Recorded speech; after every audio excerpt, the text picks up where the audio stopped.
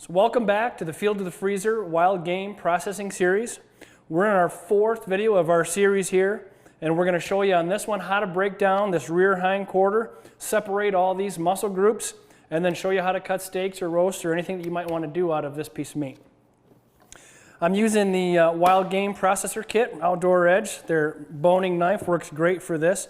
What I like to do first is clean off the hind quarter, both sides, peeling off any of this fat that's on here, any of the blued meat, kind of cleaning up anything that would have happened from field dressing or anything otherwise. So I like to go around and just peel that cover off and just trying to kind of peel that fat layer off the top the best that you can without taking a bunch of meat with it. There's a little bit of vein that runs in there, so we'll clean that up. Get this over to the side for right now. So we can just kind of shave the top end of this off. And then flip it over and do the same thing there. You can see a little bit of hair and debris from field dressing the animal, a little bit of blood and stuff, and we'll just set some of this aside and we can go through and kind of clean it up a little better later and salvage any meat that's in there. But right now, for the sake of keeping this video nice and short and educational, we're just going to get right down to the bare bones of things here for right now and just finish cleaning up any of this. So there we've got a pretty nice cleaned up hind quarter, as you can see, getting rid of any little bit of hair there. So now I like to start at the top of this ball joint right here and make a cut in and follow that bone to the front of this knee right here. And then I like to break it off right there and come around to the back side and follow that bone down. I like to cut above this tendon. It gives me a nice little handle there to follow this shank meat up, because I'm gonna take this whole piece all off of here as one before we start splitting it down. So then I just shove my knife through on the bottom side of the leg bone, that femur bone there, and just keep following this all the way around. I'll come back and grab the shank on this side and just keep cutting it back towards those last cuts that we made. And just this will all come off of here in one nice piece, and then we can start separating it here in just a second. So there, we've cleaned off from that leg bone, and we can clean some more up on this here a little bit later. There's a little bit of stuff there, but again, I want to get right down to things here and get to the important part. So there's 4 different muscles in here that we can utilize that I like to split apart. So there's a membrane in between each one of these muscles, and you can see the knife will kind of find its way to them. So right here we'll split out. This is the bottom and top round, and I'll just kind of feel for that membrane, and you can watch this as they just kind of separate themselves. So first one out here, I'm going to separate this shank meat from, this is the bottom round. There's a gland in here that we want to remove and get that out of there. And then I'll clean off this silver skin here. And a little bit of fat there, some blood. We'll just kind of clean this off. There's a real tough piece there to clean that up.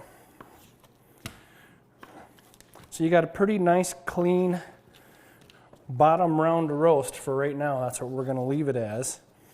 Okay, now we'll come back to the top round. That's this bigger. This is where you get your nicest, nice big lean steaks out of this, or you can do a roast. So just kind of clean it up a little bit more and square it off, and we'll show you how to cut steaks out of that here in a minute. But there I've cleaned it up and got it ready. So there's your bottom round, your top round. Got a little trim pile that will start there. So now the last 2 muscles are this knuckle. This is your sirloin tip. Now there's another little sirloin that sits on top of this. I'm just going to kind of pull away and follow this membrane around.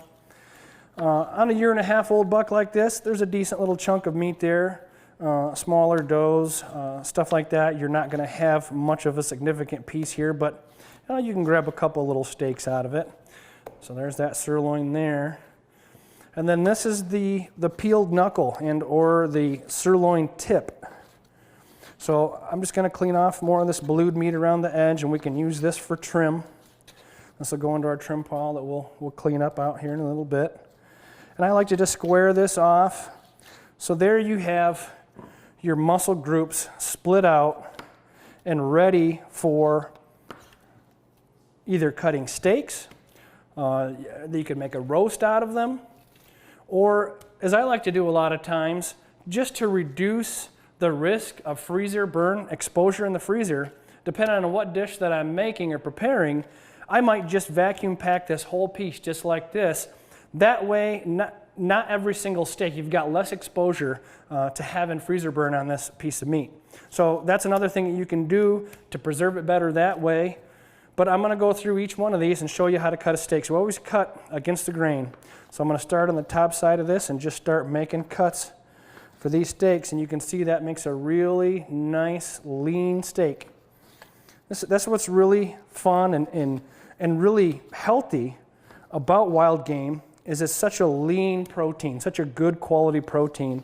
And being able to do this for yourself, to provide clean meat like this for your family, that's just all part of the fun to me. I mean, hunting obviously is a big part of it, but this is where you really reap the true rewards right here, is learning how to process your own game and kind of completing that entire circle. Here, the bottom round, we're going to do the same thing. Cut these steaks. I like to do them about a ½ inch thick. And you can see there's your bottom round steak. So we'll go through and just finish this up quick. So there we've got the bottom round cut, top round cut, trim pile going, and we'll get this last one, our sirloin tips.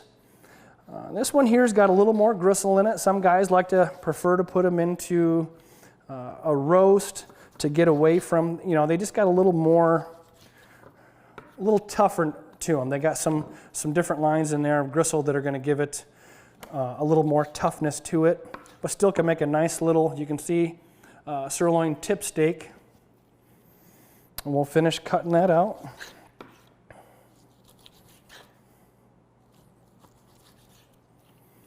So there we've got all of our steaks out of one hindquarter there. It's the best yielding part of the deer for nice lean meat. We've started another trim pile here for burger that we'll clean up.